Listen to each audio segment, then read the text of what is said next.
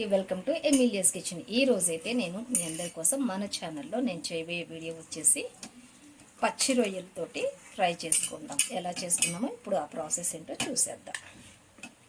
First అయితే నేను ఇవి 1 కేజీ తీసుకొచ్చి మంచిగా అన్ని క్లీన్ చేసుకొని ఉప్పు పసుపు వేసుకొని నీట్గా క్లీన్ చేసి పెట్టుకున్నాను. దానిలో కొంచెం వచ్చేసి అల్లం వెల్లుల్లి పేస్ట్ వేసుకుంటున్నాను. తర్వాత కొద్దిగా సాల్ట్ కూడా మిక్స్ చేస్తున్నాను. దీంట్లో కొద్దిగా కారం కూడా యాడ్ చేస్తున్నాను. నేనైతే నీసు వాసన రాకుండా ఒక నిమ్మకాయ కూడా పిండేస్తున్నాను దీంట్లోనే, ఎందుకంటే రొయ్యలు చాలా స్మెల్ వస్తాయని అని చెప్తూ ఉంటారు కదా అందరూ. అందుకోసం నేను ఒక నిమ్మకాయ బద్ద కూడా తీసుకొని చక్కగా ఇందులో పిండేసుకుంటున్నాను.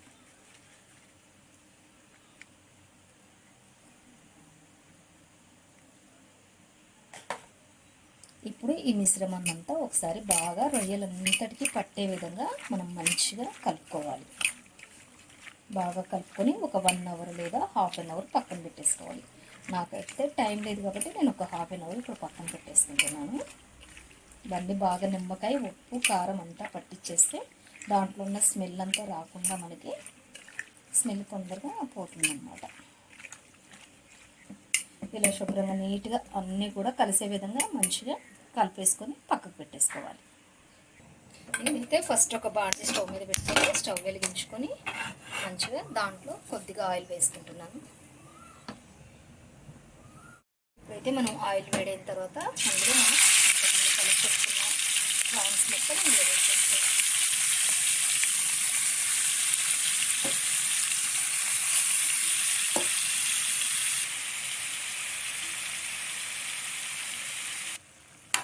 మంచిగా ఆయిల్లో వేసుకున్నటువంటి ప్రాన్స్ మొత్తం మనం ఒకసారి ఇలా కలుపుతూ ఉండాలి. మంచిగా ఉప్పు కారం పసుపు అలాగే ఒక నిమ్మకాయ కూడా కలిపి కొంచెం ఆయిల్ వేసి అందులో మనం ఇలా వేయించుకుంటున్నాం.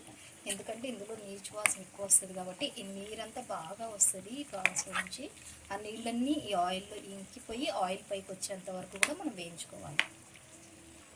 చూసారు కదండి, మనం తీసుకున్నటువంటి పచ్చి రొయ్యలలో వాటర్ అంతా ఎలా బయటకు వస్తుందో. మనమైతే ఇందులో ఒక్క చుక్క వాటర్ కూడా యాడ్ చేయలేదు. ఈ వాటర్ అన్నీ ఇంకిపోయే వరకు బాగా ఉడికించుకోవాలి. అప్పుడే మనకి ఈ రొయ్యలలో ఉన్నటువంటి నీచు వాసన అంతా పోతుందన్నమాట. ఇవి నీళ్ళు కరిగితే మొత్తం మంచిగా ఆయిల్ పైకి వచ్చేంత వరకు ఉడికించాలి. చూసారు కదండి, ఇలా మనకి వాటర్ అంతా ఇంకిపోయేంత వరకు మంచిగా వీటిని ఉడికించుకోవాలి. ఇప్పుడు వీటిని వేరే ప్లేట్లోకి తీసుకొని ఇదే కడాయిలో కొంచెం ఆయిల్ వేసుకుందాం. వీటిని చక్కగా ఇలా వేరే ప్లేట్లో తీసేసుకొని మనం ఇప్పుడు ఇదే కడాయిలో మనం కొద్దిగా ఆయిల్ వేసుకోవాలి. ఆయిల్ వేడెక్కాక మనం ముందుగా కట్ చేసి పెట్టుకున్న ఉల్లిపాయ వేసుకోవాలి.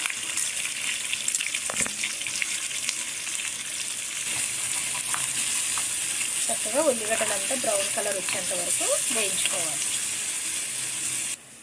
ఉల్లిగడ్డలు కొంచెం లైట్ బ్రౌన్ కలర్ వచ్చిన తర్వాత కొంచెం అల్లం వెల్లుల్లి పేస్ట్ అలాగే మనం ఆల్రెడీ రొయ్యలు ఉడికించేటప్పుడు ఉప్పు వేసాం కాబట్టి ఇప్పుడు మనకి రుచికి సరిపడా ఉప్పు వేసుకోవాలి.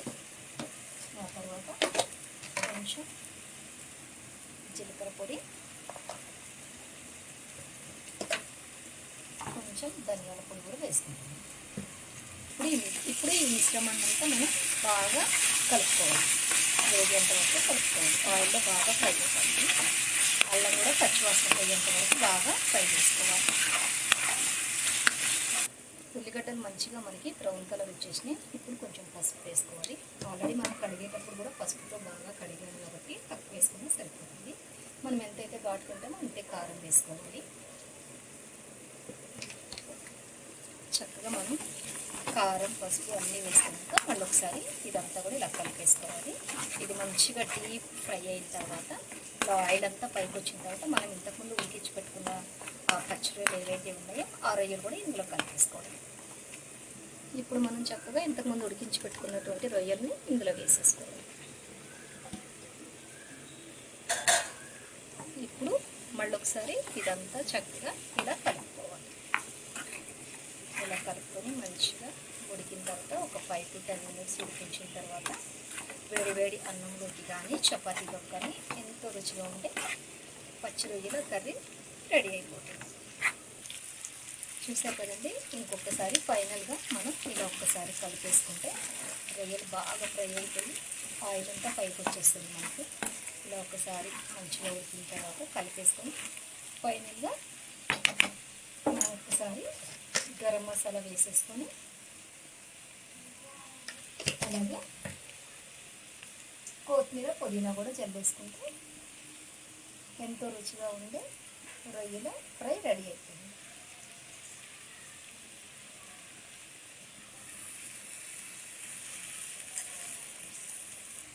చూసారు కదండి, మనకి ఎంతో రుచిగా ఉండే అన్నంలోకి కానీ చపాతీలోకి కానీ మనం చక్కగా ఇది వేసేసుకొని వేడివేడి అన్నంలో కానీ చపాతీలో కానీ తినేసేయచ్చు.